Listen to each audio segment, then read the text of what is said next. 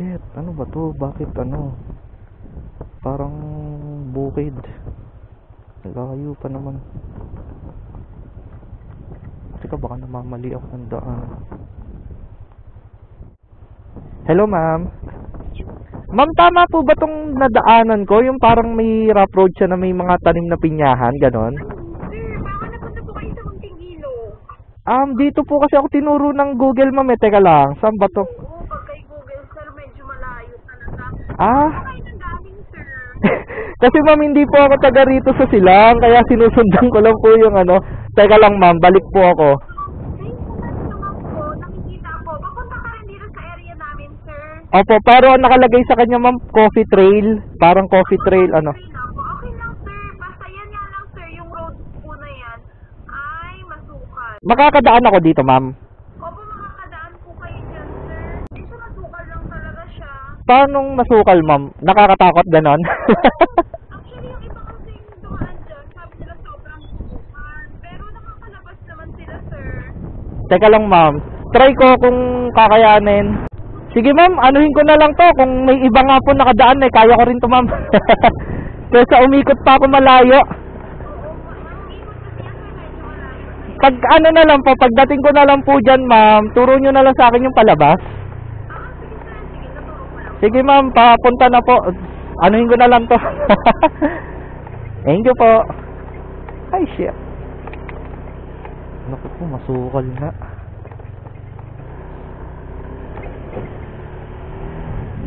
Grabe. Pero may daan. Google Map. Ayoko nang gumamit ng Google pero hindi naman kasi ako marunong sa Waze. Pwede rin naman sa Waze. Ay, sheesh. Patay tayo dyan. Wag lang tayong may mga putik-putik dito. Yung style na to, lakasan na lang talaga ng loob, men. Ano lang katao-tao. Ano ba naman?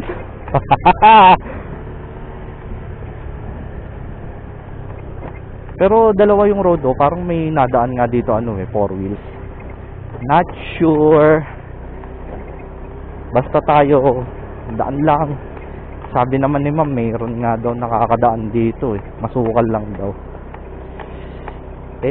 Kung sila nga nakadaan ba't hindi tayo makakadaan, diba?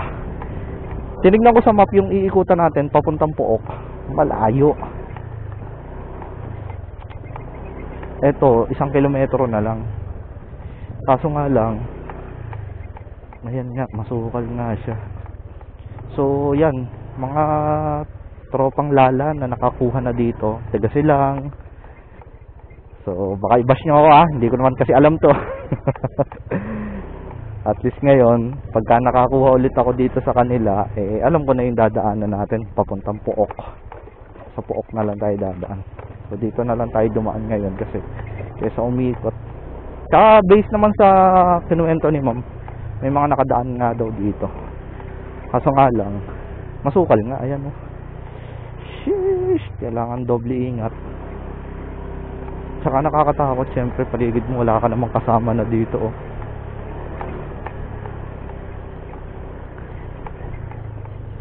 Hanggang saan yung part na masukal dito? Ayun, kalsada na. Sheesh, kalsada na siya, men. Tuntua na ako. Alright, yung kalsada na siya. So nakaligtas tayo dun. Fuck shit. Okay naman. Ano nangyari sa atin? Diba? May mga bagay talaga na kailangan susubukan mo para yung dulo noon, makikita mo, tinan mo ang ganda. Nakita mo yung lugar na to, diba? Meron palang ganito dito. Kasi kung puro hina ng loob, paiirali natin, walang mangyayari sa atin. Kung puro hina ng loob, diba? Andun yung susubukan mo na nilalaksan mo yung loob mo. Pero syempre, mag-iingat ka pa rin. Pero kung puro hina ng loob yung paiirali natin sa lahat ng mga bagay na yan, gusto natin umpisahan yung uumpisahan natin, tapos panghihinaan ka agad ng loob, maybe much better na wag ka na lang mag-umpisa. Yun yung pinaka-tip ko. or wag mo na lang ituloy.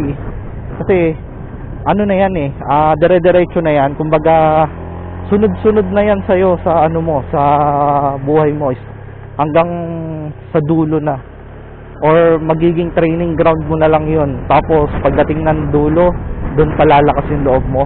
What?